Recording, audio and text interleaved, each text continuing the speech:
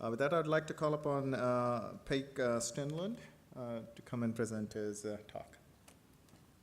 First of all, thank you for this opportunity, and I'm extremely excited to be part of this forum, and also impressed really about the momentum we have in promoting innovation in microgrids. It's very exciting times for being part of a revolution that happens across this sector.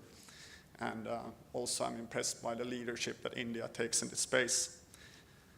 I'm the co-founder, director of Pamoja Cleantech, and we're a Swedish company based in Stockholm, but our background as a company comes from operating microgrids in East Africa.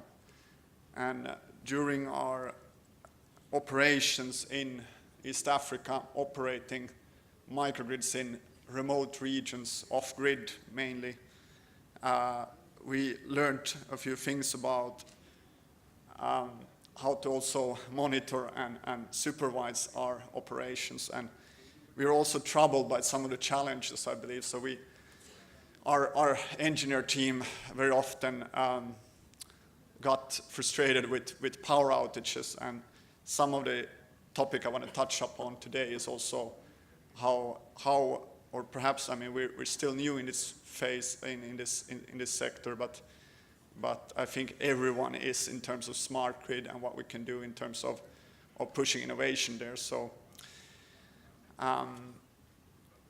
we are here in India as a part of a consortium that is financed by the Swedish Energy Agency, and we're implementing a microgrid concept in Assam called E4T.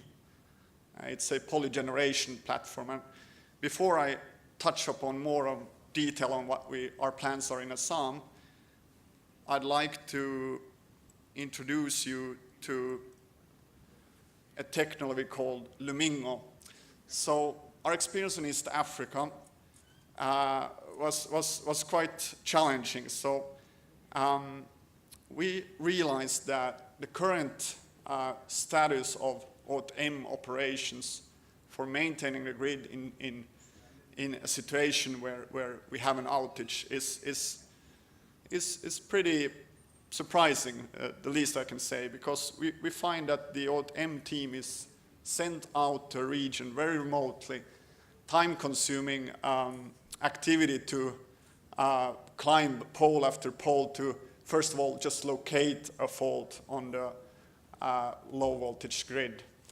So this is mainly a sort of status quo that is very exciting for an entrepreneur, because applying IoT and increasing the knowledge of electricity transmission on the very edge of a grid, even a national grid, allows for far more quicker action, saving money on OTM operations. So what we developed during these years now, we've been looking at this problem for the last 4 years.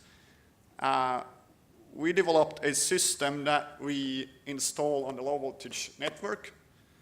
This system is, we call it load management unit, but essentially it is a smart circuit breaker.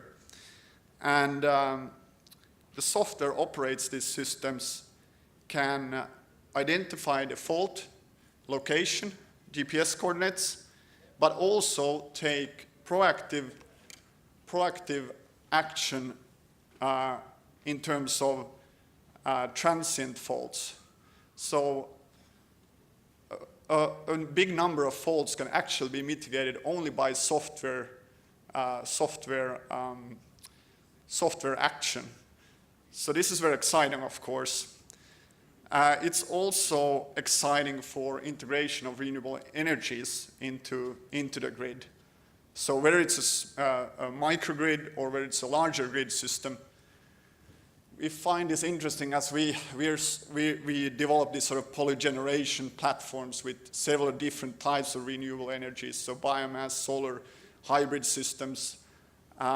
If you can take the design, if at the first step of the design process, if you can start off with allowing for peak shaving, you can essentially bring down your capex cost instead of designing your system for a very high peak, you bring down your investment cost in order to invest for a more levelized peak. Now, with this control unit, we can also control small parts of the grid. So if there's a fault on part of it, the rest of the grid can still run. So that's another advantage of the system. Now, in Assam, we operate a Testper University, and we will deploy the system together with the polygeneration platform. So we set up a system like this. It is a demo unit that we will operate for learning opportunity.